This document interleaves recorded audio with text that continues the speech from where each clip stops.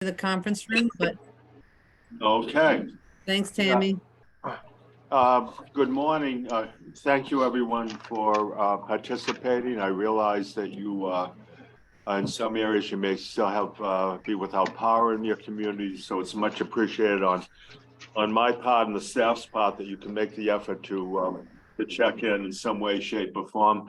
Happy New Year to all of you. First action, could I have the action on the minutes of December 20th? Motion.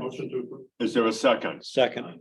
Sylvia, do you want to do a roll call and record action on the minutes? Yes. All right. Okay. We'll go starting with Auburn. We have Paul. Sylvia, one moment, please. Peter, do you want to? Yeah, Peter Capano has. very small comments on it. On page 2, for 7th Drive, Londonderry, I think the very first sentence, I believe it leaves out a word. It reads, "The project is not because." And I think the word between not and because could help with the meaning. Project is not because. That's so existential. It's because, Peter, really. Okay, and so it would be I have approved. another one. All right, go ahead. I don't know if we want to discuss what word is in there, but on page 4 is on the MPO paragraph. The word, it's written should be, and then the letter N. It should be and, not N, I believe. There's a straight N that I believe should be the word and. Okay, It starts with MPO, the paragraph starts with MPO. And it's on page 4. okay, so we'll be taking action on the minutes as amended. Thank you. Strike the letter N and just, That's fine. Okay, and then the word that appears to be missing from not because would be not feasible because, or not possible because. Feasible is probably the better word there. okay, Phasing the project is not feasible because. okay. That's Sylvia, my motion. proceed. All right. Thank you for that thorough review. That's always helpful and nice to know you're reading these things. So Auburn, we have Paula Martzloff. Present, abstaining. Thank you, Paula. Bedford, we have Charlie Fairman, Present and abstain. Bill Jean, Present and yeah. and our virtual from Bedford is Dan Heath.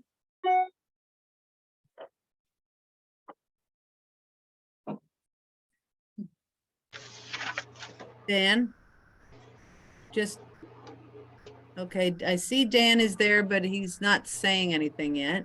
Dan, are you muted? No, I should be speaking. Can you not hear me now? Now we can hear now. you. All right, very good. Present and approve. Thank you.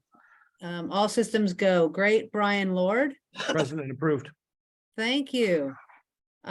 From Chester, we have Andrew Haddock in the room Present and yes. and Deb Munson virtual. Here and yes. Thanks, Deb. Deerfield in the room is Bob Cody. Present and yes. Thanks, Bob. From Derry, John O'Connor in the room Present and yes. and Jeff Moulton virtual. Here and yes. Thank you. From Francistown virtual, we have Linda Kuhnhart Here and abstain. and Gary Schneckenberg. Present and yes. From Goffstown in the room is Dave Pierce. Yes on the motion. Great. And online, we have Jacob LaFontaine. Present and yes. Thanks, Jacob. From Londonderry, all virtual, Brian Battaglia, Present and yes. Suzanne Brunel, Present and yes. Art Rugg, I am present and yes on the minutes. one of our newest members, Jeff Penta. Thanks for coming. Absolutely. Present and abstain. Great. Lynn Wiles, I am present and I approve the minutes. Thank you. Manchester in the room, we have Peter Capano, Present and yes. Ray Clement, Present and yes. Don Waldron, Present and yes. and virtual Marcus Ponce de Leon. Present and yes. Thanks, Marcus, and Dan O'Neill. Present and abstain. Thanks, Dan. And then from Wyndham in the room, we have both Peter Griffin Present and yes. and Ed Lapointe. Present and abstain. Did I miss any voting members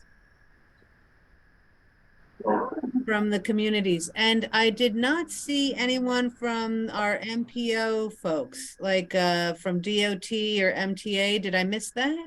Sylvia, this is Lucy St. John. Ah, thanks, Lucy. I don't know how I could miss you, but good to see you. Good to see you. Great. Abstain. Yep. Thank you, Lucy. Thanks so much. Non-voting, just to recognize, is from DES. We have Ricky DeCilo and Matt Taylor from Central Regional Planning Commission. So welcome, everyone. And then, of course, we have a lot of staff. And thanks, everyone, for being here today. Okay, is there any old business? No one, not wishing anyone to comment on old business. Let's move right on to new business and turn it over to Nate. He'll be speaking on the Transportation Improvement Program for fiscal year 2023 to 2026. I will be doing that. You. And Zach, if you could zoom over to Nate so we can see him as he speaks, and if everyone else could mute so we don't have any interference. Thank you so much. Can everybody online see this presentation in full screen mode? Yes, looks good. All right, great. So yes, so the subject of the first part of the agenda today, and there's a lot to cover here, so I will move rapidly, is the fiscal year 23 to 26 Transportation Improvement Program. We talk about a lot of different transportation plans and programs. I showed this slide a lot, but just so you understand, the Transportation Improvement Program is the federally required document that covers the next 4 years of transportation projects. If a project is to have federal dollars associated with it and spent on it, it must be included in a transportation improvement program. Most of our planning efforts start actually, though, at the long range plan, which we call the Metropolitan Plan, and then go into the 10-year plan, this state level requirement that we have to do a 10-year planning horizon. Once something goes into the 10-year plan, that at the state level is considered a funding commitment for that project. So that's an important threshold. In our case, the Transportation Improvement Program is essentially the first 4 years of the 10-year plan. So a lot of the actual project programming happens through the 10-year plan process. And by the time a project makes its way into the TIP, as we call it, the first 4 years, it's already accelerated through the 10-year plan process. So today we're focused on the Transportation Improvement Program. Again, that's a 4-year document. And in our case, we're looking at fiscal year 2023 through fiscal year 2026. We've been working with our colleagues at New Hampshire DOT, as well as our colleagues at other MPOs around the state on the development of this document. We released our draft TIP last Thursday. So we released it on January 19th. We actually posted it January 18th, but the first official day of the comment period being open was January 19th. So if you go onto the SNHPC website, right on the front page, you will see a public notice and link to read the draft TIP. And I would encourage everybody here today to do so. Our 30-day comment period opened on January 19th and will continue through February 20th. And then next month at our MPO meeting, which is going to be February 21st, we will have a public hearing to consider adoption of the TIP. So you have about a month to read and digest the TIP. You'll hear about all the projects in the TIP over the course of today, but please do on your own time read through the document. We'll include it in your packet for the next meeting, and the next meeting will include a public hearing to consider adoption. Yeah, I think And that February 21st meeting is a week earlier. It is a week earlier than normal. So the next 2 months, both February and March, will be a week earlier than normal. So I believe both February and March meetings will be on the 21st of the month. So diving right in, there are 5 projects that you'll see in the draft tip that are actually local bridge projects. We wouldn't normally have local bridge projects in the tip because most local bridge projects are funded historically by state funding through the state aid bridge program. But these 5 projects actually are going to have a federal component of funding. And that's as a result of the recent Infrastructure Investment and Jobs Act, the big infrastructure bill that was passed last year, what we call the IIJA. There is bridge funding in the IIJA that is part of the last 10-year plan process. New Hampshire DOT programmed some of that bridge funding to help accelerate a number of local bridge projects around the state. So these 5 bridges, Griffin Mill Road in Auburn, Beals Road in Bedford, Old County Road North in Francistown, Gregg Mill Road, and Tucker Mill Road in New Boston, all have federal construction phase funding that is helping to move those projects, and then that helps to in turn stretch the state aid bridge program funds that were otherwise funded for these projects. That funding can then be redeployed to advance other local bridge projects around the state. So you'll see these 5 projects in the draft tip because of that federal construction phase funding.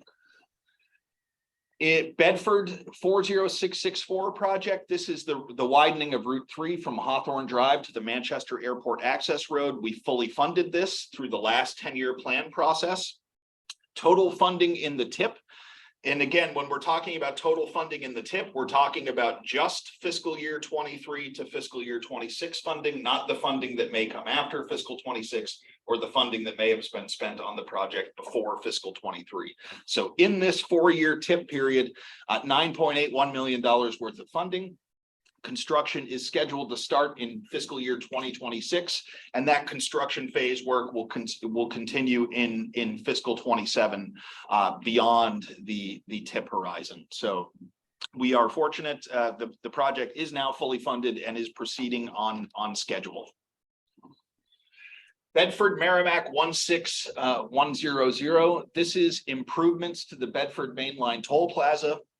2 years ago, it was improvements to the Bedford Mainline Toll Plaza to institute either open road tolling or all electronic tolling. Open road tolling being similar to what you see in Hooksett on I-93 versus all electronic tolling, which is no booths.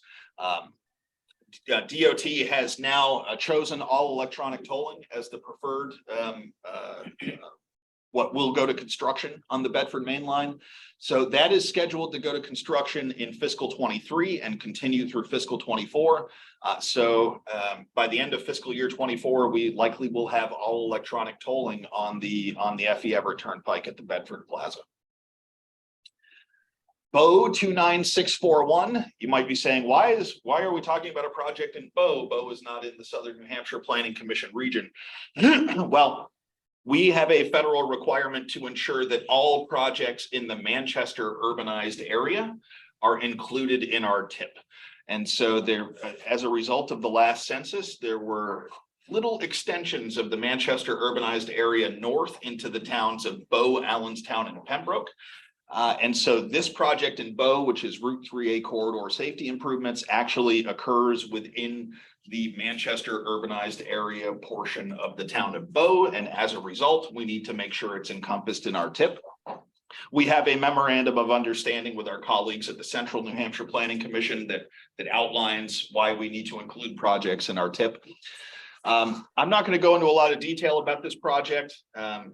But if you are interested in learning more about what this project is and what designs are being considered and on the Route 3A corridor in Bow, you can type in Google Bow 29641, and the DOT actually has a project website. You can look at the plans and you know, the different intersection redesigns that are being proposed as part of this project. Candia 41592. This is the improvements in the Four Corners area at 2743 and Raymond Road. This project is it's scheduled for construction in fiscal year 28, so that's beyond our TIP horizon. But there is about $500,000 of funding in the TIP to help advance the PE phase, the engineering phase work associated with this to get ready for the fiscal 28 construction. So that is proceeding as anticipated in the TIP. Londonderry exit 4A, we've had DOT Wendy Johnson here as well as Bill Oldenburg that have given specific presentations about the exit 4A project but I think what I would note with with the TIP here is that we used to have one catch-all project called the 13065 project for Londonderry exit 4A. It sort of encompassed everything that there was with that project. Well, the project is now going to happen in phases. So there are a series of projects in the exit 4A category, the 13065A, B, C, and E project.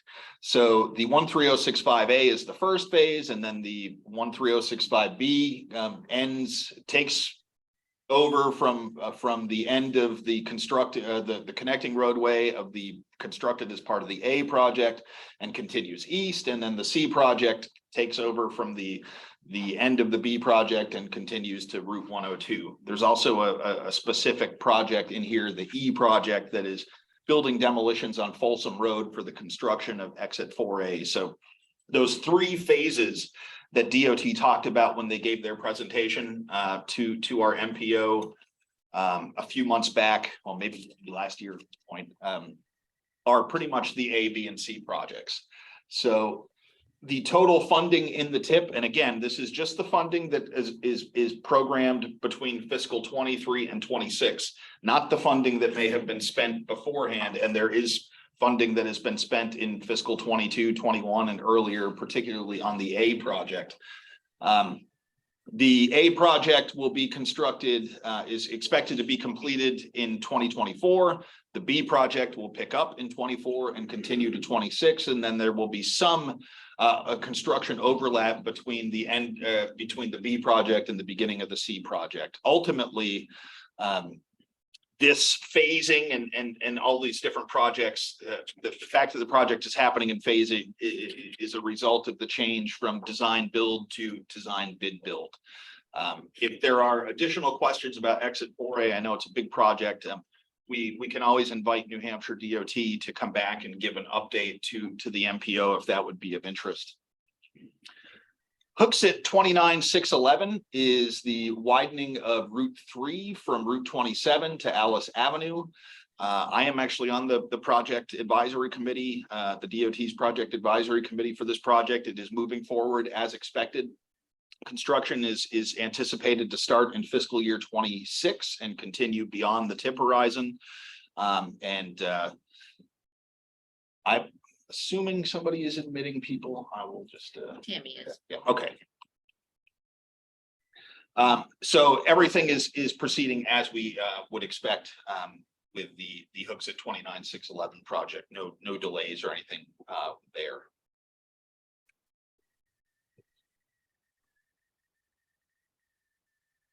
Okay. Hooksett 43851 is a new project in the TIP. It was added at the end of the last 10-year plan cycle. It is the reconstruction of two intersections, Route 3A and Hackett Hill Road, as well as Route 3A and Main Street. If you're familiar with traffic conditions in Hooksett, you can understand why these two particular intersections have been of the highest concern for the town of Hooksett.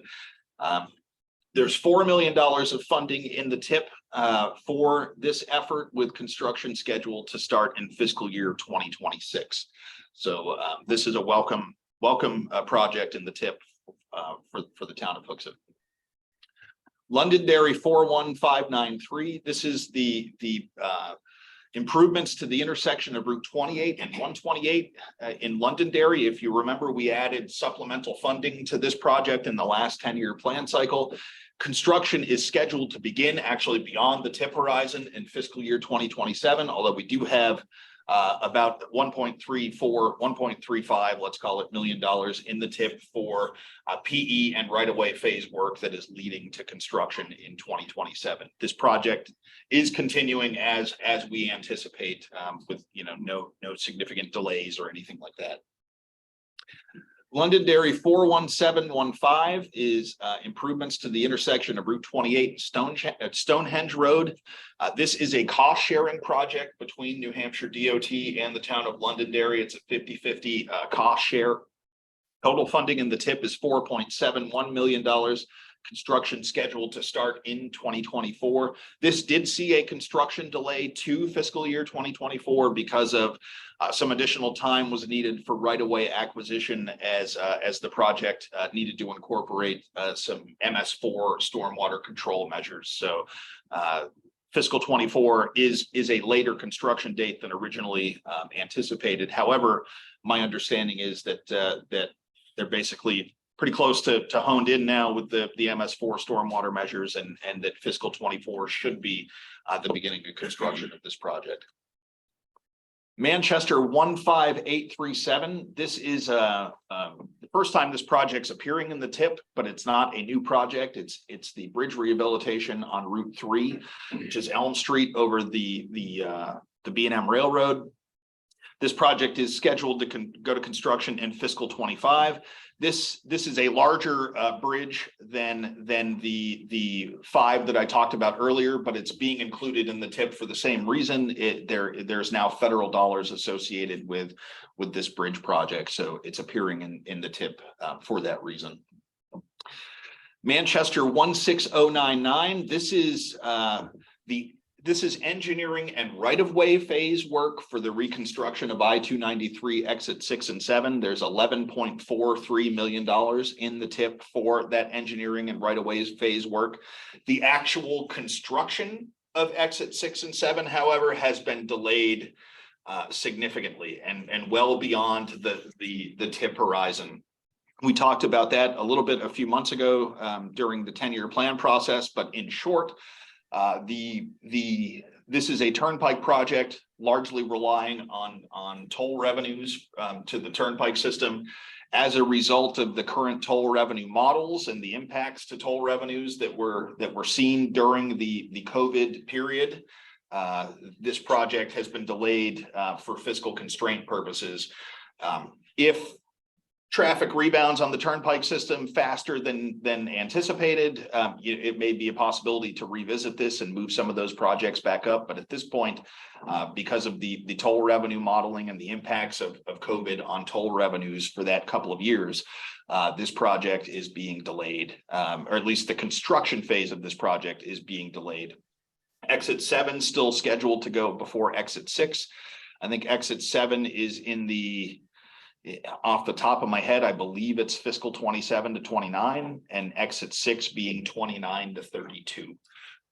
These are big projects. So exit 6 is $100 million by itself. Exit 7 is a little over $50 million. So the fiscal constraint component of that is an important consideration. However, that said, we do have PE and right-of-way phase funding in the tip to help move towards the construction phase. Manchester 24212, this is the Amoskeag eastbound bridge. This is Salmon Street over a roadway, over a railroad, and over the river. So it's the Amoskeag eastbound is bridging a lot of different things. It's a large and significant bridge for the city of Manchester and for the region. This is a new project in the tip. It is not, again, a new project in general. It's being included in the tip because of federal funding being incorporated into the project. Again, this is as a result of the IIJA and the bridge formula funding. Some of these projects are now seeing federal components. Manchester 41594, this is operational improvements at the exit 1 interchange. We added this into the 10-year plan 3 cycles ago. It is now heading towards the beginning of engineering phase work in this tip period. Construction still scheduled to begin in fiscal year 28. Manchester 42881, this is the CMAQ project at the intersection of South Willow Street and Weston Road. This project is scheduled to go to construction in the tip horizon in fiscal year 2025. So no significant change here. It is proceeding as we would expect. This is a locally managed project by the city of Manchester. 42886 is another CMAQ project in the city of Manchester, although this one is being managed by the Derryfield School, although obviously the city of Manchester is engaged as a partner and the Derryfield School is working with the city of Manchester to review plans and all of those sorts of things. But this is a roundabout at the entrance of River Road and Bicentennial Drive. This is a CMAQ project, but it is the longest dated construction project of the CMAQ projects in the region. So this is not actually scheduled to go to construction until beyond the tip horizon in fiscal year 27 and 28. Manchester 43826. This is the Raise Grant project. It's kind of the catch-all for the Raise Grant project. Total funding in the tip is $27.46 million. It's a $30 million project overall. Part of the construction phase funding extends into fiscal year 27 beyond the tip horizon. But we work closely, obviously, with the city of Manchester and New Hampshire DOT on the programming of the Raise Grant funding, and everything is proceeding as we expect there.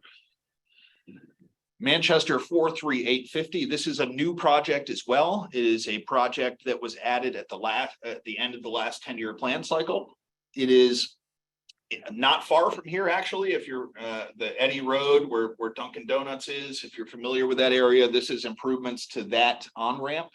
Right now that on-ramp can only take southbound entries in one direction on Eddy Road. This may end up, we don't know what the complete design of this project is going to be, but it may end up being able to take southbound entries from both directions on Eddy Road, as well as some other geometric improvements.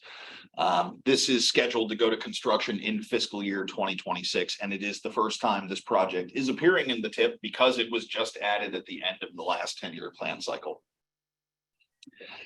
Nashua, Merrimack, Bedford. There are two projects here. This is the series of projects associated with the F.E. Everett Turnpike widening between Exit 8 and Nashua to I-293 in Bedford. Obviously, only a small component of this project actually occurs within the SNHPC region. And so only one of the child projects, the E project, actually occurs within our region. Most of the other projects occur actually either within the city of Manchester, or the city of Nashua, I should say, or the town of Merrimack in the Nashua region. We do anticipate that all of the construction phase work that is expected to occur within the SNHPC region will be done during this tip period. However, some of the work, particularly in the town of Merrimack and the Nashua region, may extend beyond the tip horizon, may extend into fiscal year 27. But this project is moving forward. You can already see work from one of the child projects happening in the far northern section of the town of Bedford near the terminus of this project. I-93 expansion is complete. Obviously, it is now operational in four lanes in each direction between Salem and Manchester. However, the bond debt service continues and will continue for years to come. We have 4 projects related to I-93 bond debt service in our tip.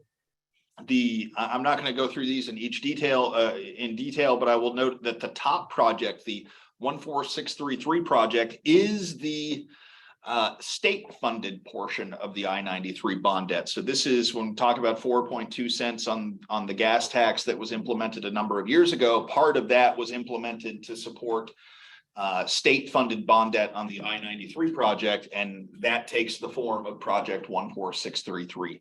The other projects, 14800B, C, and F, are actually federal dollars supporting that bond debt, but the 14633 project is state-funded bond debt. Ware 41471, this is a bridge on Route 77 over Canal 2 of Choate Brook. This is a state bridge, and it was added in 2 10-year plan cycles ago. It is scheduled for construction in 2028 beyond the tip horizon, but we do have some funding programmed in the tip for engineering phase work related to that bridge. And no change here. This project is proceeding as we expected. Wilton, Milford, Amherst, Bedford. These are projects that involve implementation of traffic and safety improvements with consistent with the intent of the 2002 corridor study of Route 101. DOT is still finalizing what these projects will address. They have been doing a prioritization study with VHB looking at crash histories, crash severities, cost benefit analyses, and they're honing in on what their preferred alternatives are going to be, both for the D and E project. So more to come on that.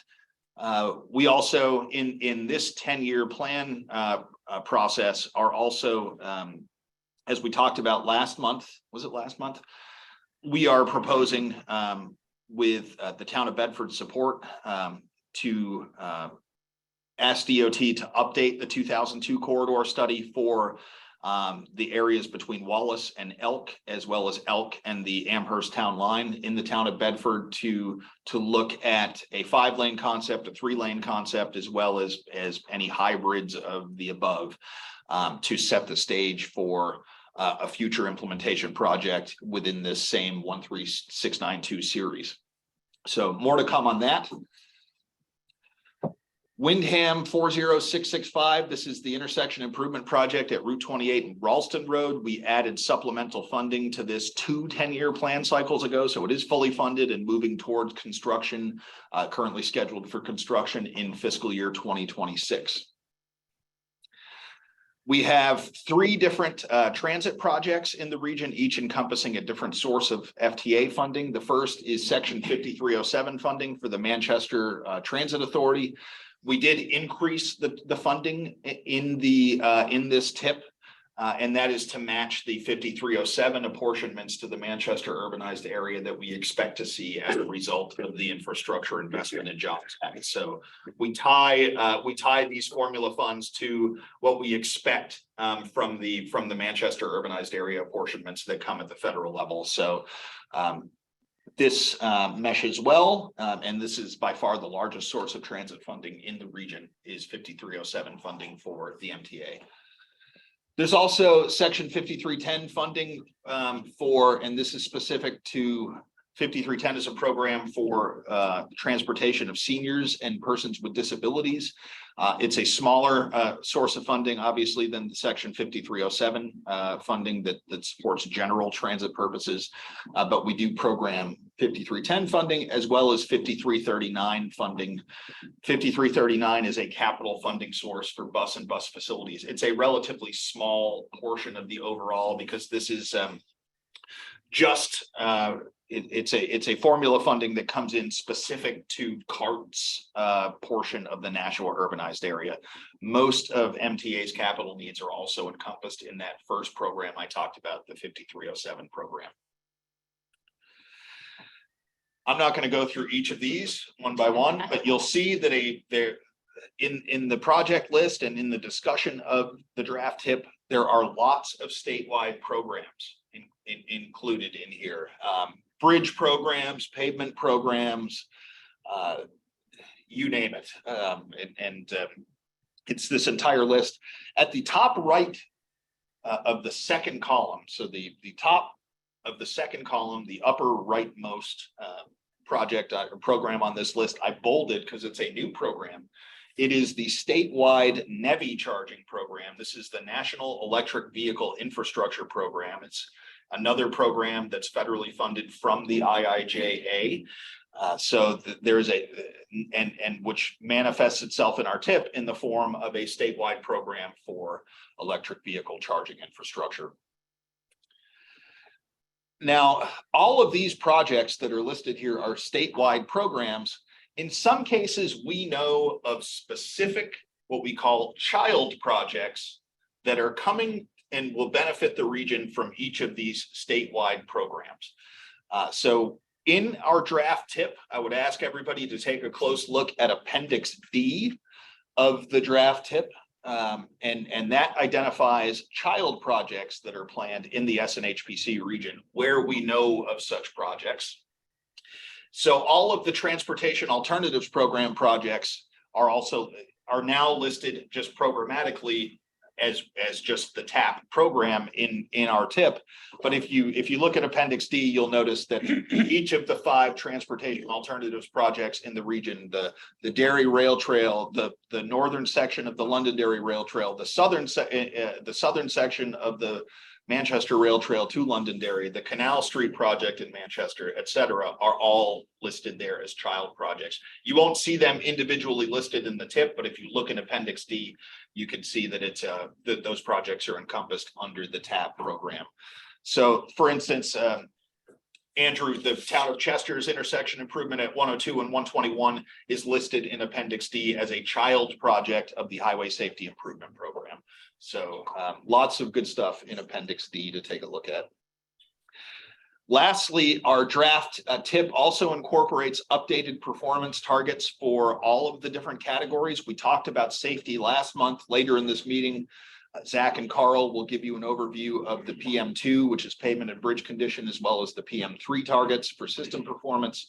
We've also updated our transit asset management targets and public transportation safety targets to incorporate Boston Express, their coach fleet in the transit asset management side of the equation, and their accident and history on the safety side of the equation.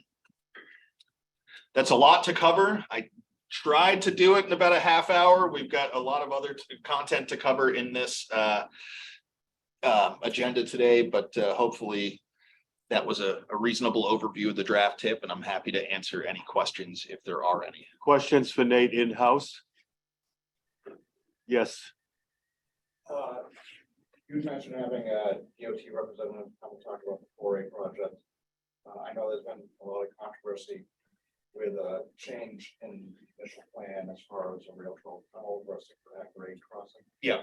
I'd like to hear their side. Yeah, we can invite Wendy Johnson to come and give an update on the 4A project, and yeah, I'll make a note of that, Dawn, and we'll ask Wendy. She has come and given updates to us in the past, just to keep us in the loop. It is a large and significant project in the region, so I will ask her to do that. We'll see if we might be able to get that. Yeah, let her know that this is a Yeah. particular concern. Sure. Any other We questions? have a related question in the chat regarding exit 4A. Jeff Moulton would like to know, in what phase is the rail trail included to connect Derry and Londonderry? Let's see. I can't open the chat. What was the question, Tammy? Sorry, can you read it again? Sure, it's from Jeff Moulton. It says, exit 4A, in which phase is the rail trail included to connect Derry and Londonderry? The segment that actually connects Derry to Londonderry is a separate project from exit 4A. It's actually a Transportation Alternatives Program project that was funded in the last TAP cycle. So the actual final segment that goes to the town line is a TAP project. Any additional questions in-house? Yes.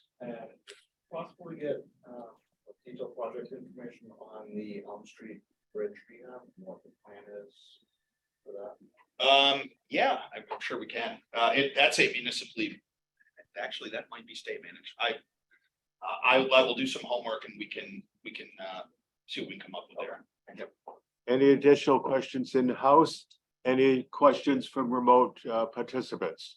In that TAP project for the connection from Derry to Londonderry, do we know the timetable for that? I'd have to look at the programmatic report. I don't know offhand what particular year. That is a municipally managed project by the town of Derry. So ultimately it's going to go to construction when the town of Derry is ready to move to construction phase. But I'll see where it's currently programmed. I don't have that in front of me at the moment, unfortunately. All right. Any additional questions from remote participants? I guess not. Nate, thank you very much. You're still on deck. Let's Still on. move on to review and prioritizations of regional CMAQ applications.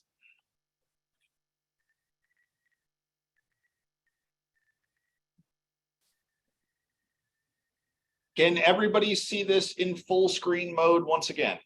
Yes. Okay, great. So recognizing that we're about close to 12:15 or so, I'm going to try to move quite quickly through this. But if I move too fast, stop me.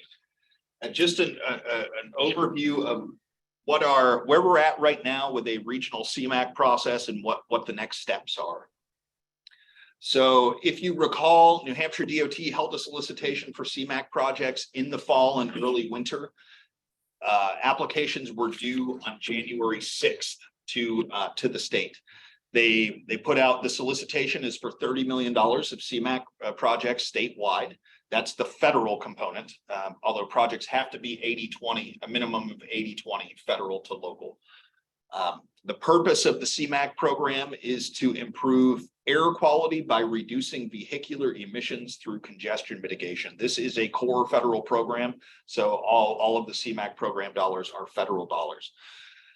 In total, we just got the applications due to New Hampshire DOT between January 6th, when the applications came in, and last Thursday.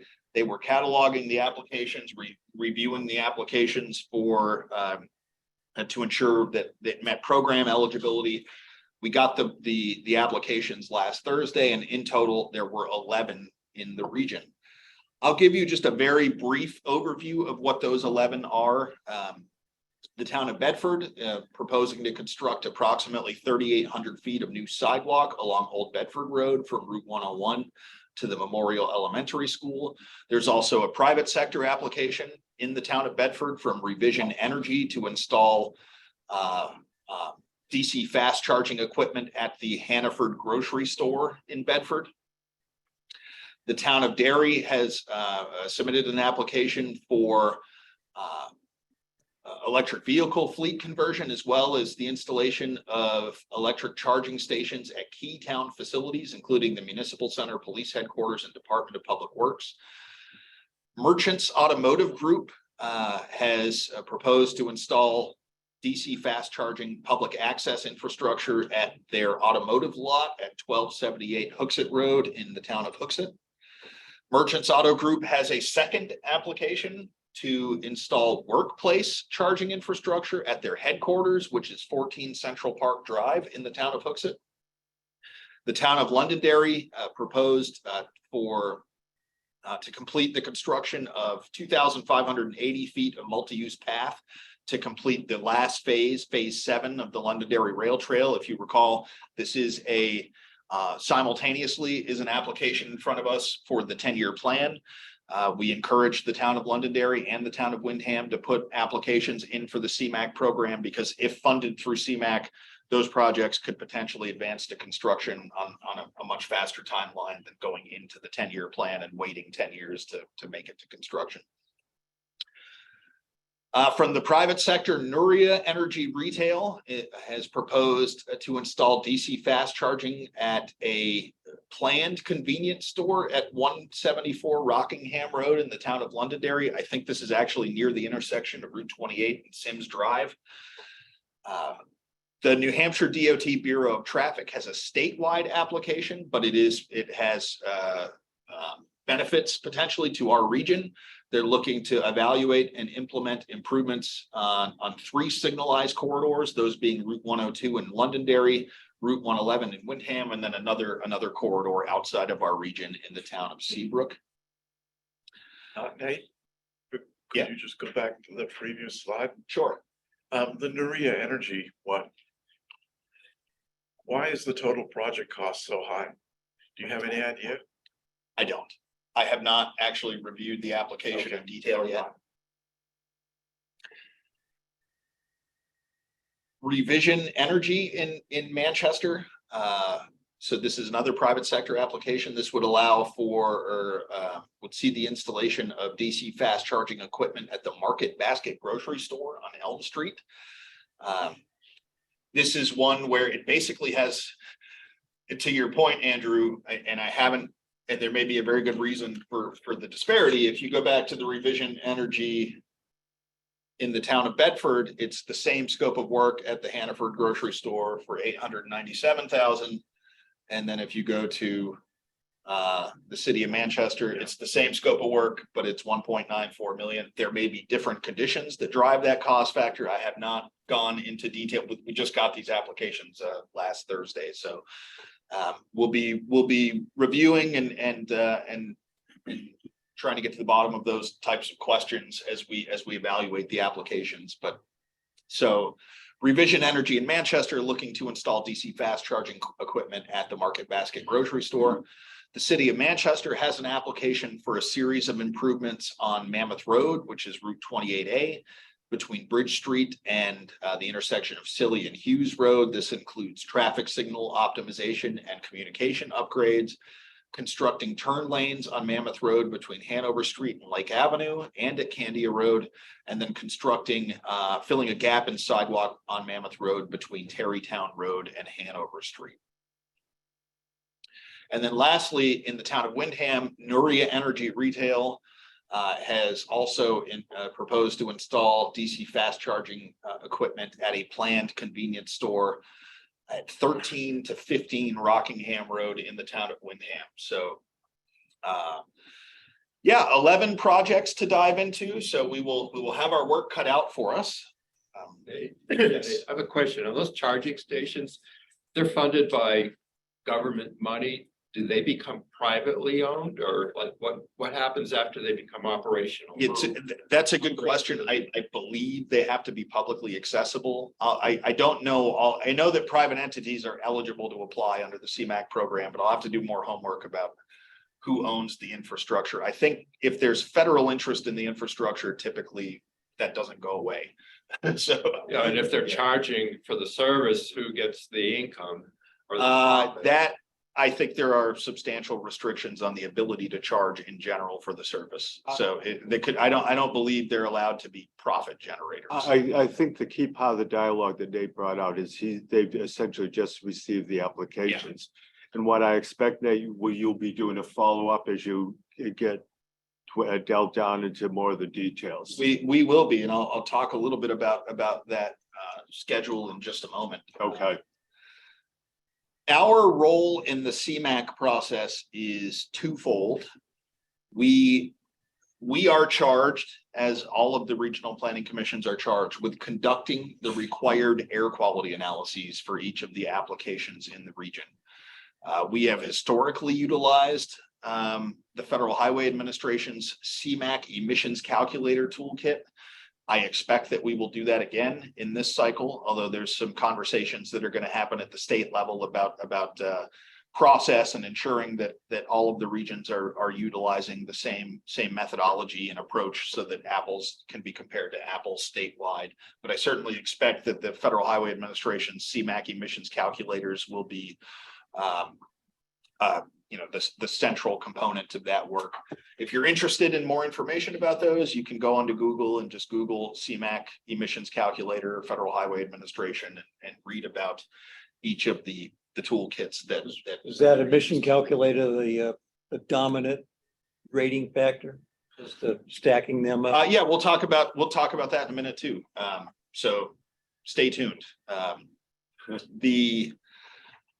We also have a role in prioritizing applications at the regional level, which then constitutes 10% of the statewide score for applications. So we need to do the air quality analyses, and we need to prioritize the applications from our region. So ultimately, we're going to need to prioritize the 11 applications that have been submitted. Is industrial litigation considered as well as air quality? Yeah, we'll talk about the criteria in just a minute. Why don't we hold off all questions until Nate has finished his presentation?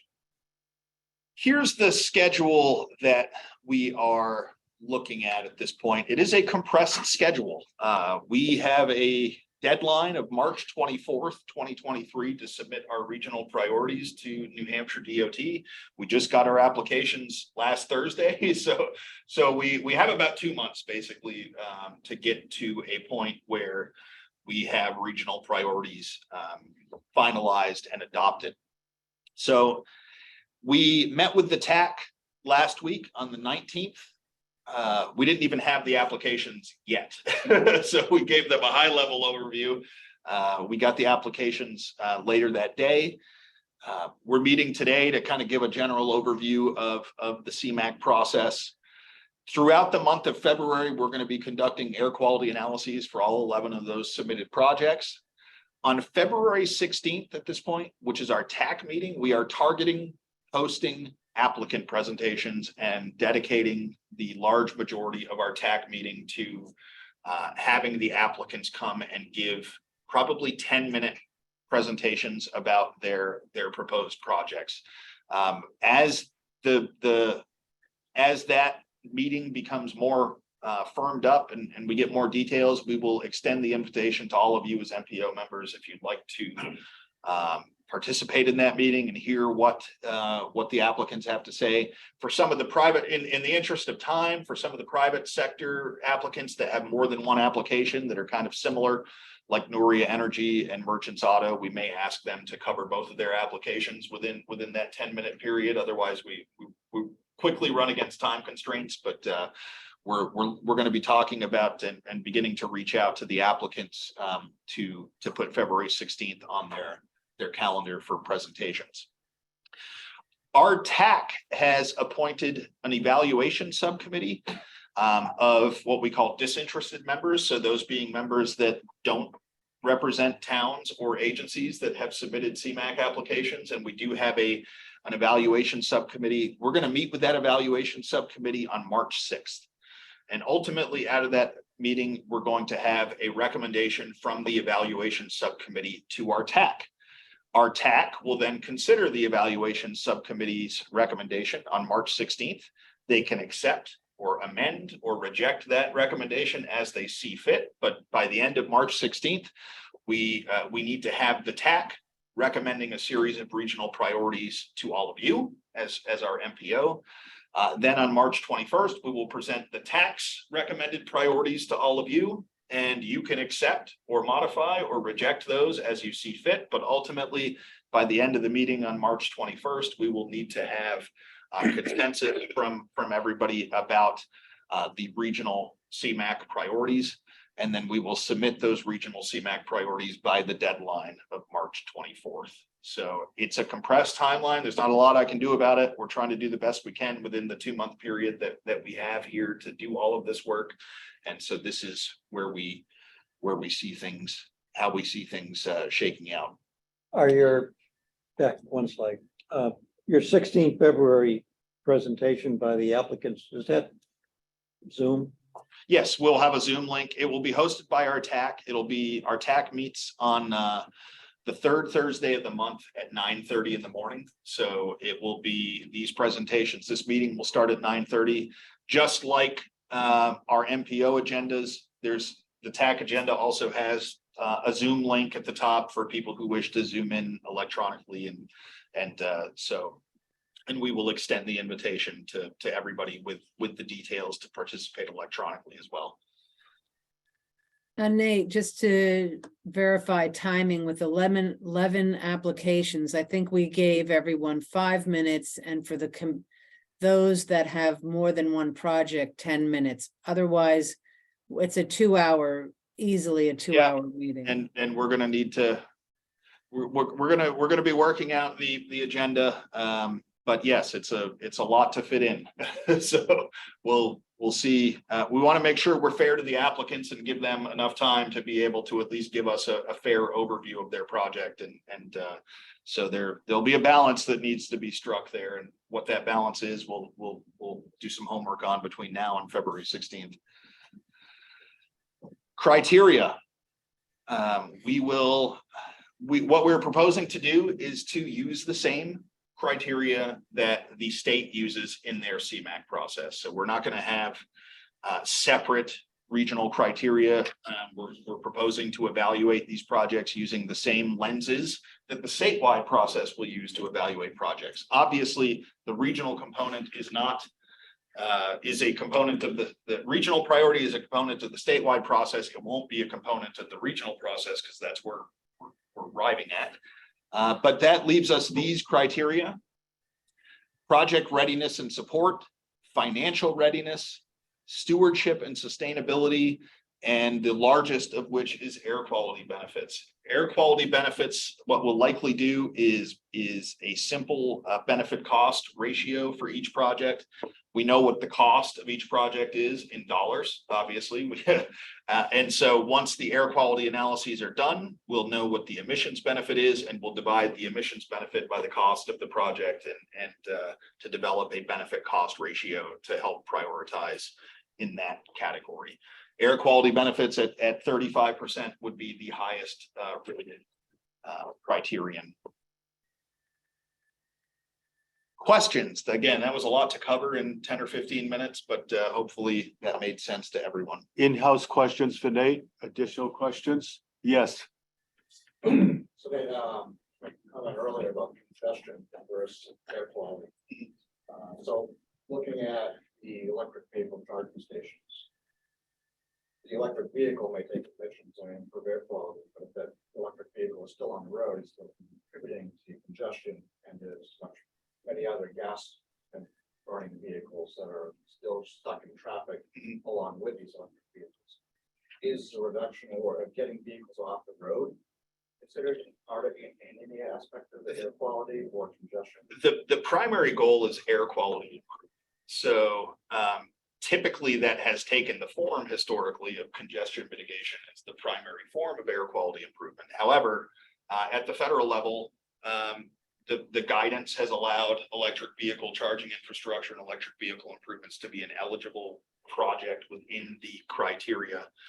Within the criteria of the CMAQ program, there is a specific CMAQ emissions calculator toolkit for electric vehicles and electric vehicle charging infrastructure. We will use that as well for the so in terms of like congestion, like for an intersection project, for instance, like a roundabout conversion, the toolkit looks at delays before and after. So in terms of the emissions of before and after that the project would generate.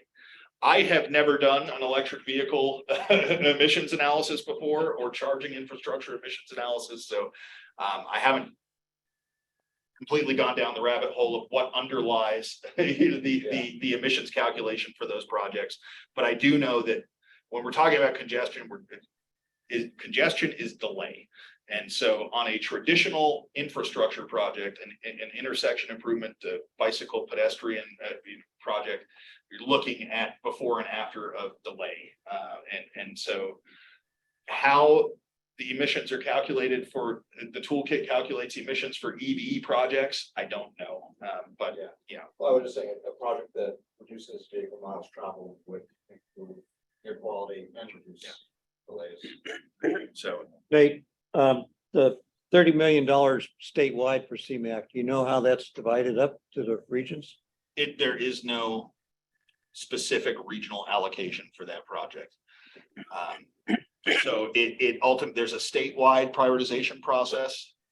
It may be that regions get multiple projects. It may be that some regions get no projects.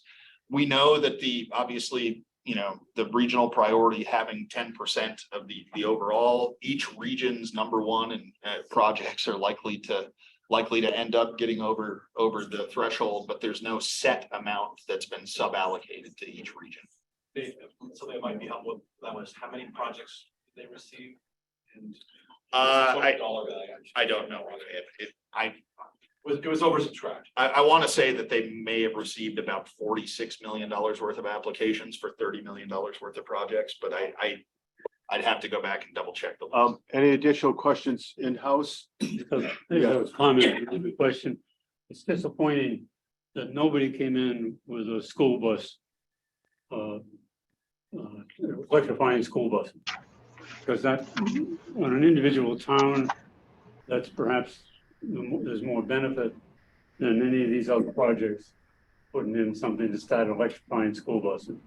And so, and nobody, there are none of them that did that.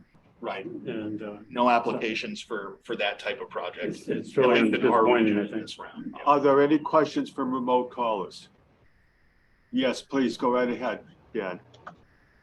Nate, how do you, I know CMAQ's been around a while. How do you get a guarantee from the private sector on the local match? Because I hate to see you approve a project and, when every community has chased impact fees, and that from developers and that. How do you guarantee? It's easy in city of Manchester, it's a vote. Some of the towns, vote of the elected officials. Most of our communities, it's a town vote, but how is there assurance on the local match from the private sector?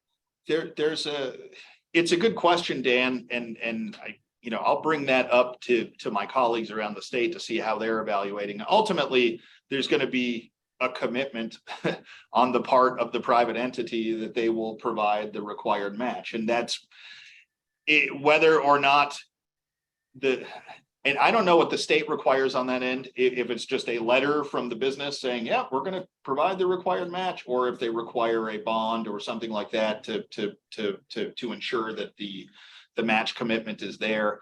At least on the financial readiness criterion, it's a good question. It's something that I'll do some homework on. This is, in my years, this is by far the most level of private applications I've seen in any CMAQ program solicitation. So we're seeing a lot more private sector interest, likely specifically because of the EV charging than we have in years past. Okay. If I could just echo my colleagues' comments about electric school buses, is the state or the regional planning commissions not getting the info to school districts about the ability? I mean, we're spreading the word, through our channels, certainly. And part of it is what, the communities have their own internal processes about what projects they're gonna put forward in any given CMAQ round.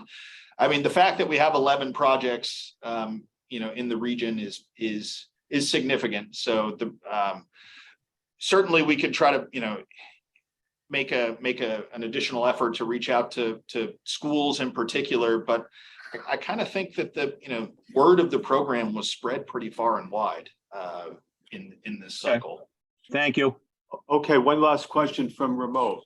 Any remote questions? Okay, thank you all. Nate, thank you. Welcome. Peter, I just had one thing to add there.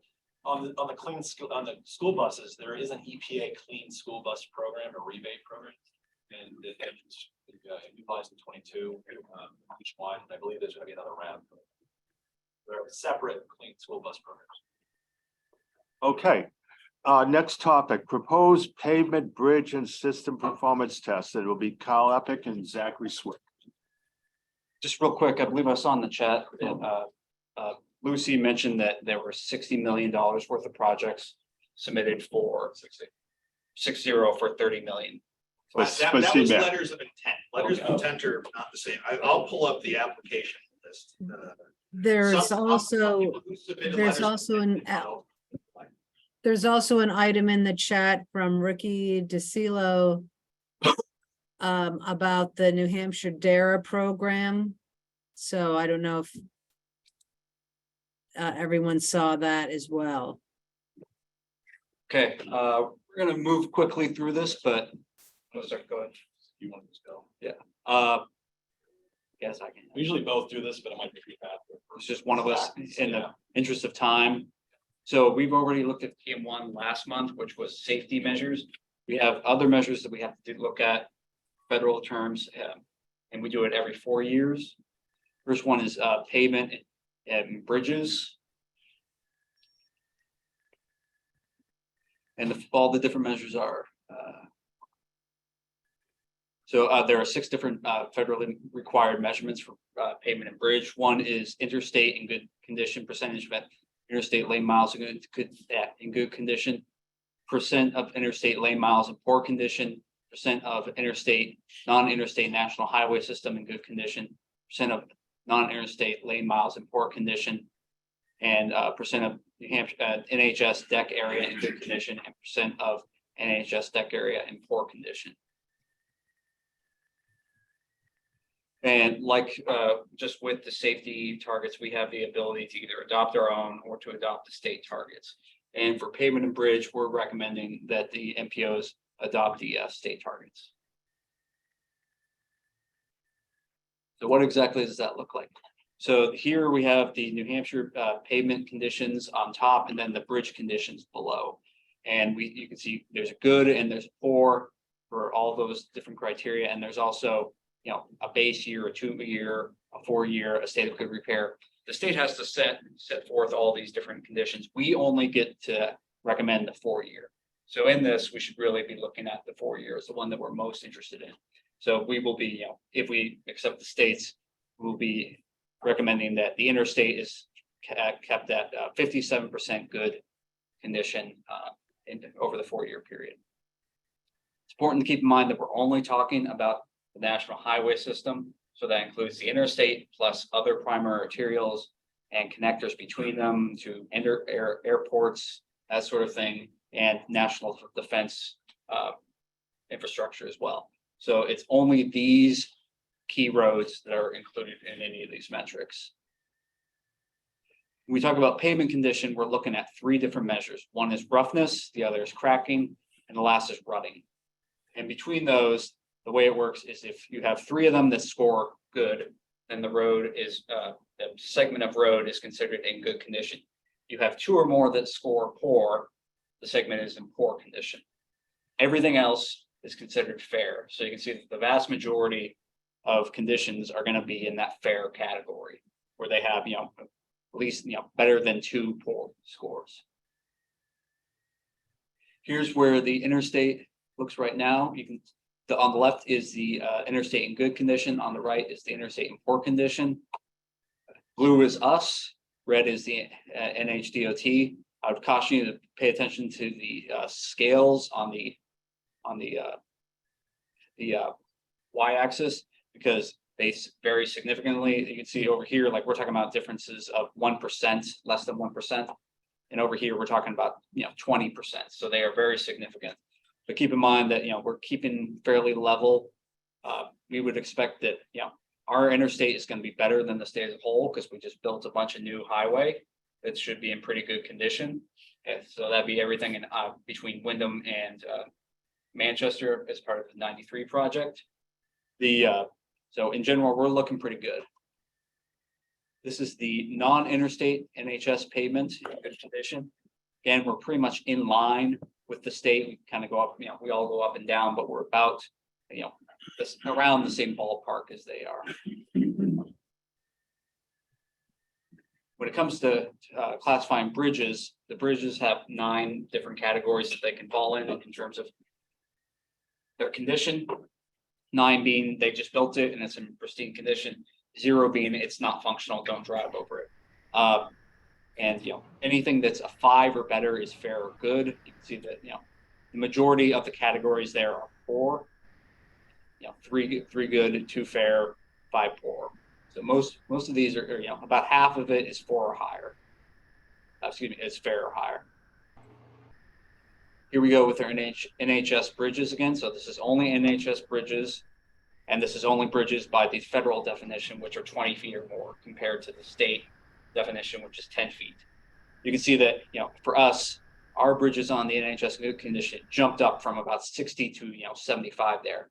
That's again reflecting that we just built a bunch of new bridges on I-93 and they're in great condition. We would not expect them to remain in that condition going forward, like the day they were built. So we probably come down again to about that 60%, what the state is aiming for. And in poor condition, we're looking to be about, right now we actually have improved this significantly. So we went from about 10, or the state went from about 10 to 5%, and we're looking to keep it about 5% going forward, that poor condition. So our recommendations would be to support the state pavement and bridge targets going forward. That's the ones that are highlighted there in yellow. And we're not taking any action on this today. We're just presenting this, and these will be adopted along with the larger tip next month. The next target is the system performance rate, movement, congestion mitigation, and air quality CMAQ performance measures. This is we have safety, we have pavement, we have pavement bridge. This is the rest of them, which is mostly system performance / congestion and freight movement. and mitigate a CMAQ. But for us, we don't have to do any CMAQ performance measures because the Manchester urban area is less than 200,000 persons. So that means 4 and 5 there, we don't have to calculate. And the last one, 6, means we don't have to calculate because we are no longer a carbon monoxide limited maintenance area. So that we only really have to look at those top 3, which is interstate travel time reliability, which is person miles traveled on the interstate that are reliable. Then non-interstate travel time reliability, which is the percentage of persons traveled on the non-interstate national highway system that are reliable. And the last one is freight reliability and freight reliability measure, which is just the truck travel time reliability index. And again, that's only on, and that is only on interstate. So when we talk about truck reliability, we're only talking about interstate. Again, our recommendation would be to adopt these state targets as our own. Previously, we adopted a higher freight threshold because 93 was under construction, and because that's so much of what that measure looks at, we were getting lower values for freight. Now that that's open, you'll see that now we're right at where the state is in terms of performance. Again, only talking about the national highway system, and in some cases only the interstate. This is the state's perform measures. So when we talk about person miles traveled that are reliable, we want to be at this at this level, this percentage or better. So for the 4-year, which again is the only one that we get to talk about, go in 4-year, the 4-year moving target, we want to be 95% of the roads are 95% of the person miles traveled are reliable. And then you can see it's a little bit lower for the non-interstate because it includes a lot of NHS, which is Elm Street. It's not a national, it's not a big highway, but there are small disturbances and interruptions of that sort. So it goes down to 85. And then the interstate truck travel time reliability index. It's a little hard to see what this actually means. It's an index, which means it's comparing two things. So we kind of have to take it face value, just comparing it, where it is, that this is the level that we want to the level of performance that we're satisfied with. And before we were at, I believe we adopted 1.65 is our index. Now we're suggesting 1.5. So we will be improving our level of performance. So we have 4 maps here. On the left side is the SNHPC region. On the right side is the state as a whole. And this is looking at the first measure, person miles traveled on the interstate. On the top is just a 1-month moving average over time. You go in from January 1st, 2017 out to November of this year, or I'm sorry, last year at this point. And then on the bottom is the 10-year, it's a 1-year moving average. So trying to smooth out some of those. You can see that, if you look at an individual month, you kind of, there are ups and downs and jumps. But when you look at the, smooth that out of the 1-year average, it smooths out pretty well. And so we want to be above this target. You can see we're well above the state's target, and the state is as well. We look at just the non-interstate NHS. We were actually, there were periods previously that we were below, but you can see it down here. But then starting about 2019, we started scoring higher, and then in 2020, along with the rest of these, 2 things happened. Well, it doesn't matter for this one, but COVID actually made obviously a huge impact, and the numbers have seemed to stay up relatively consistent from that. Here's the truck travel time reliability index. We want to be below the target, so we want to be below 1.5. This is us again. This is the state, and before we were previously above 1.5, and then we got to about it's about spring 2020, and what happens? 2 things. There's no traffic on the road because of COVID, and I-93 is opened up. So that now we are now well below the target. And if we look on the next page, here's the NHDOT target with our score. If we chose our previous target, this is about 1.65. We're well above it. We were above it before.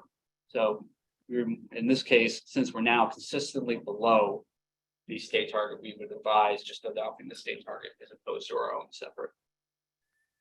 And these are the three numbers that will actually be voted on in the tip. And we would recommend that we adopt these targets as well. I believe that's all questions. Are there any questions? Questions in-house? Questions calling in from the exterior? Gentlemen, thanks so much. Is there other? There's something for the commission side. I'm sorry, what? We have something on the commission side. Yeah, we have to adjourn the MPO. No, I'm getting to that point. Right. Is there any other business to come before the MPO? Mr. Chairman. Yes, sir. Just, as a follow-up, I did pull the application summary. There were $44.6 million of CMAQ applications statewide. A number of the projects that were proposed as letters of intent did not materialize into full applications. So according to the statewide summary, $44.6 million of CMAQ applications statewide for $30 million of available funding. It's typical. Okay. Not hearing anyone wish to comment on other business. Could I have a motion to adjourn the MPO, please? So moved. Is there a second? All those in favor? Okay, I'm going to call to order Southern New Hampshire Planning Commission. What we'll do is, like we did previously, I'm going to call for action on the minutes of December 20th. Is there a motion? Motion to approve. Is there a second? Second. Any corrections or omissions before we take a roll call? Sylvia, do you want to take it away? Yeah, Auburn, Paula Martzloff. Bedford, we have Charlie Fairman, I'll abstain. Bill Jean, Present, yes. virtually Dan Heath, Present, yes. Brian Lord. Present, yes. Thanks, Brian. Chester, Andrew Haddock, Present, yes. Deb Munson, Present, yes. Deerfield, Bob Cody, Present, yes. and Derry, Jeff Moulton, Here and yes. John O'Connor, Present, yes. Francistown, Linda Kuhnhart, Aaron abstain. Gary Schneckenberg.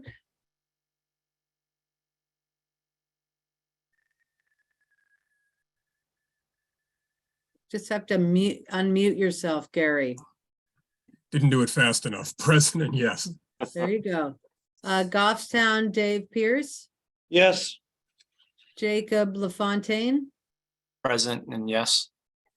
Londonderry, Brian Battaglia, Present and yes. Suzanne Brunel. We still have Suzanne, or did she have to step away maybe? Looks like she may be off now, Linda. Okay. Art Rugg, I am present and yes on the minutes. Jeff Penta, Present and abstain. thank you. Lynn Wiles, I'm here and yes on the minutes. great. Manchester, Pito Capano, Present and yes. Ray Clement, Present, yes. Marcus Ponce de Leon, Present, yes. thank you. Dan O'Neill, Present and abstain. next Dan, Don Waldron, Second, yes. from Wyndham, Peter Griffin, Present, yes. and Ed Lapointe. Present, abstain. Okay, Did I miss it? Oh, we do have a caller. If you could identify yourself ending in 9025.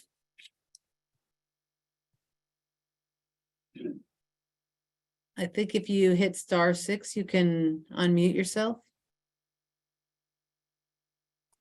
would the caller please unmute themselves?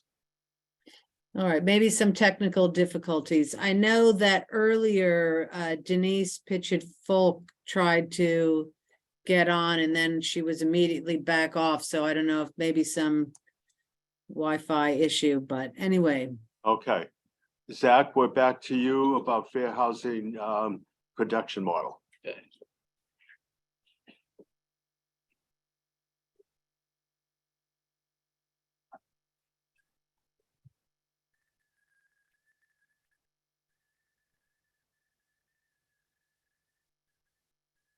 Zach, if you could move the camera back to you, that'd be great.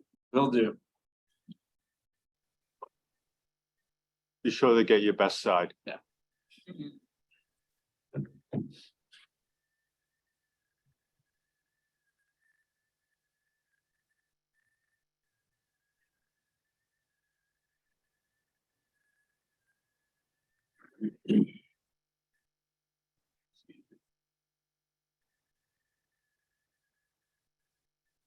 Okay, come on, show me.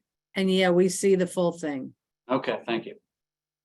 Okay, well, I'm gonna talk here, hopefully, not too quickly, but in a little bit somewhat briefly about the fair share housing production model overview results.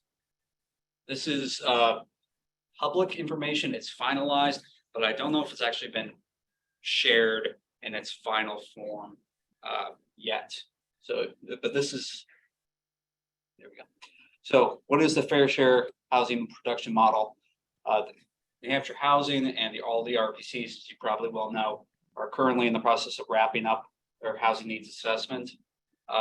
As part of that, the state, I don't know actually if it was OPD or New Hampshire Housing, who's the actual the contractor for this, contracted the firm Root Policy Research to develop a fair share housing production model. And this is for the towns to help them correspond or help them better understand the responsibilities under RSA 674-59, which is the workforce housing RSA.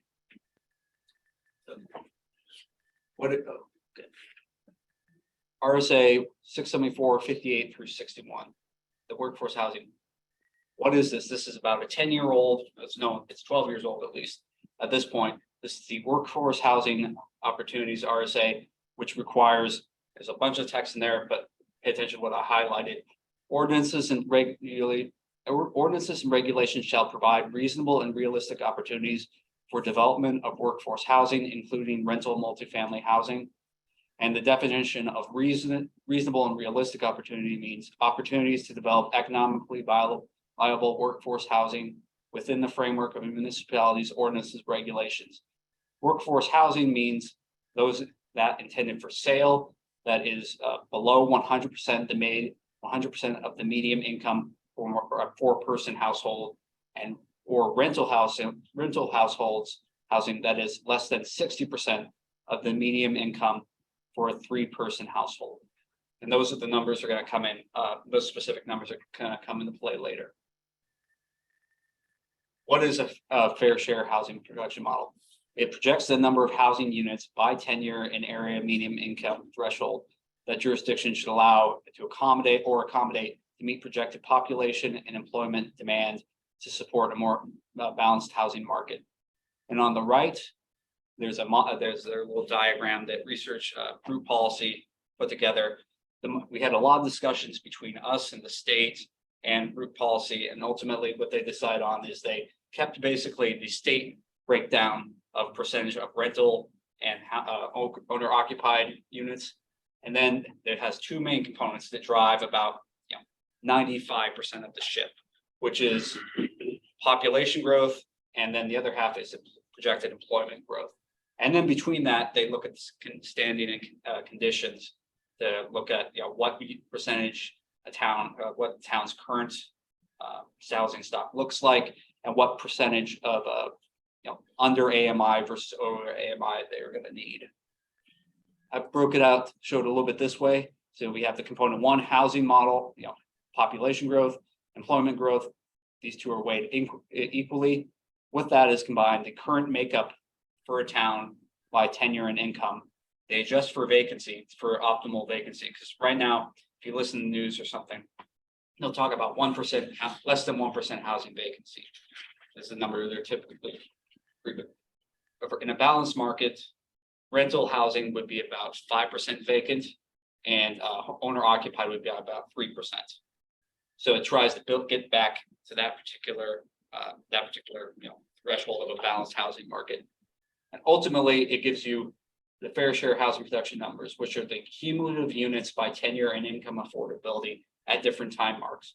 It also has some other parts where it has there's whole Excel file, which I have not delved into because it's very complicated and I haven't dug into it, but where you can do all sorts of different projections. They also have some components in there where they look to try to flag things that, like, you know, does the town actually have the buildable area to accommodate these towns? You might, or does it have water and sewer that might be able to do it? These are different flags that are not in the numbers themselves, but they need to be considered along with the numbers to make sure, one, either the scenario that under consideration is possible, and if it's not possible, what would need to change to make it possible.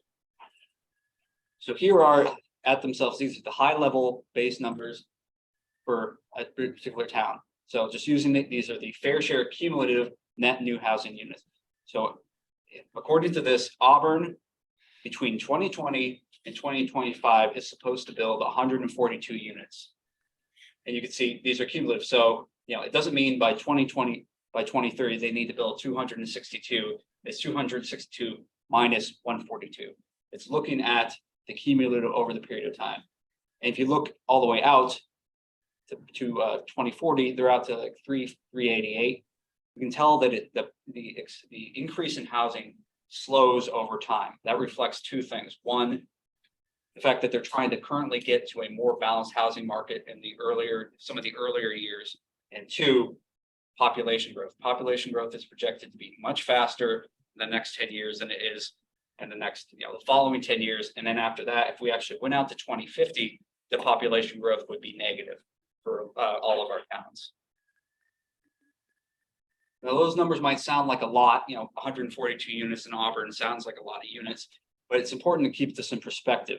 So what we have here is on the left, a table of the average annual net housing units, both historical, so looking at the past, 1980, 1990, 1990, 2000, and then projected. So that's actually what's in the model.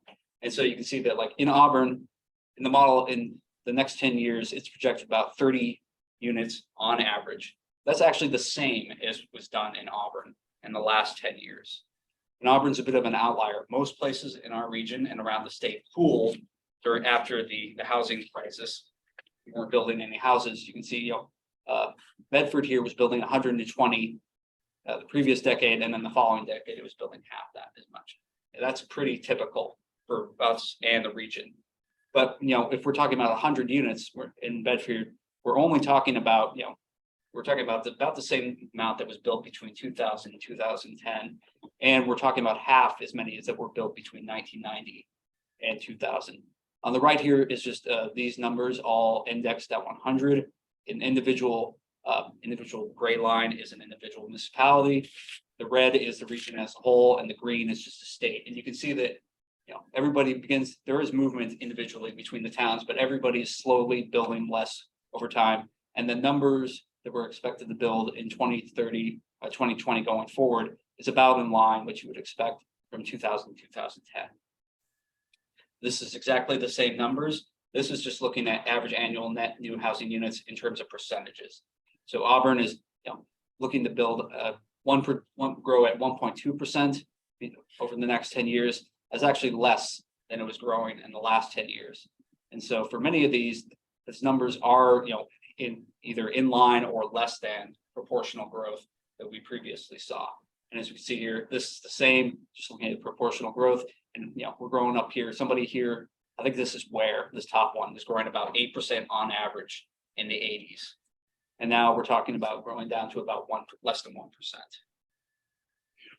I grabbed the town totally by random because to show what this looks like if we break it down by tenure and income, because it is pretty complicated. And if we try to do everybody, we're not going to see anything. So this is Francistown.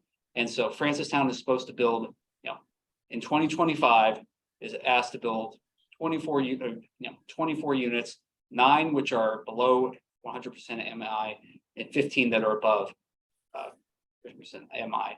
And then for renter occupied, it's asked to build 12, 2 which are below 60% AMI, and 9 that are above the AMI. And it's the same for all these, but it just keeps adding. What's this look like at the regional level? So this is Southeast New Hampshire in its most, I'll wrap this up here in a minute. This is its most broadest sense, which is combined statistical area that's part of the Boston network.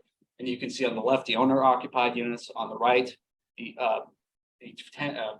renter occupied units. Most of these units are being built in areas that are already have, so it's Manchester, Concord, Dover, Rochester, some of the larger cities that are building these. And so the growth is proportional to what's already there for the most part. But there are some, you can go ahead and after we post these, look at this on your own time. This shows on the left, this owner on the left, renter on the right, showing the percentage that's below the median income rate. So see like, on if the red means you're building more that are below that. In the inverse, this is above. So here, it's not one of our towns, but for a percentage of owner occupied housing units above 100% AMI, Bow here, which is this red spot right on underneath Concord, is going to be building of its owner occupied units that it will build 80 to 90%, 91% of them will be making above the average AMI unit. So this was done as part of research policies to have the housing market match whatever the market is currently there. So there was some shifts a little bit, but the majority of it is keeping business as usual. I believe that's all I have. Questions in house for Zach? Questions from people calling in for Zach? I think just for everyone, we will probably spend more time on this and the regional housing needs assessment update at another meeting. We asked Zach to do a quick 15-minute presentation. He did it in 10. I think there probably will be more questions, but stay tuned for a more in-depth presentation. Sylvia, I do have a question. How is this information disseminated to our member towns?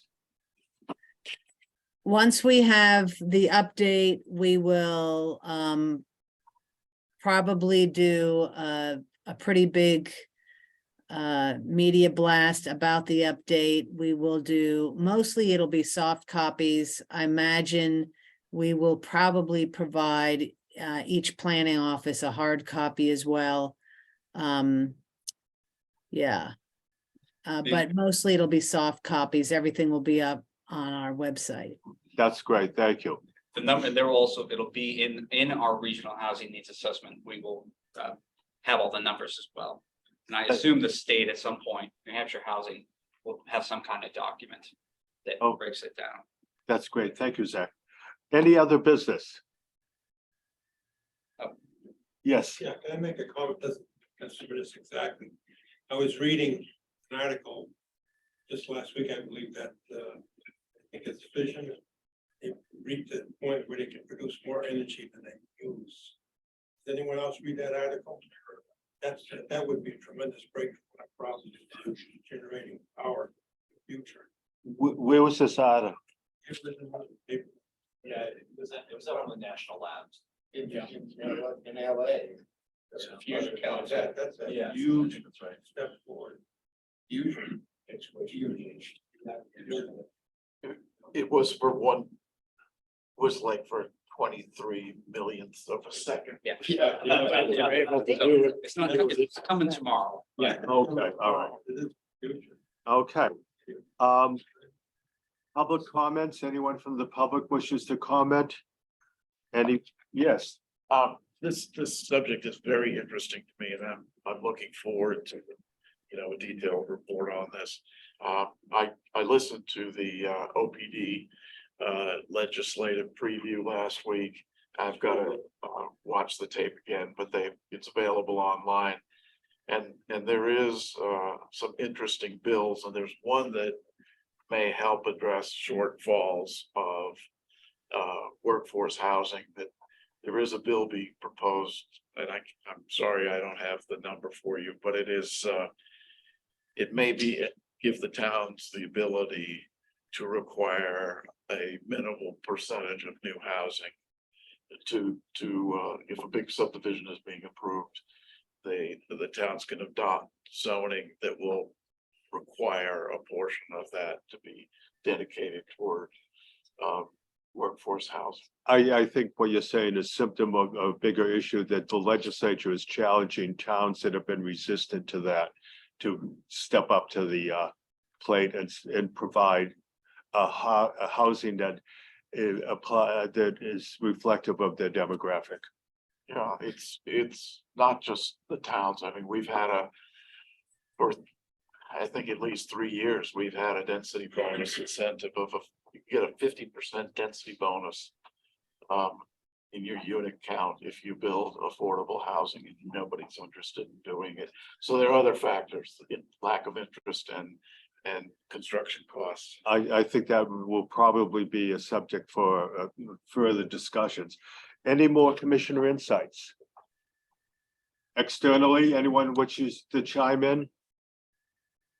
Okay, is there a motion to adjourn? Is there a second? All those in favor? Okay. Thank you all so much. I have a question for you.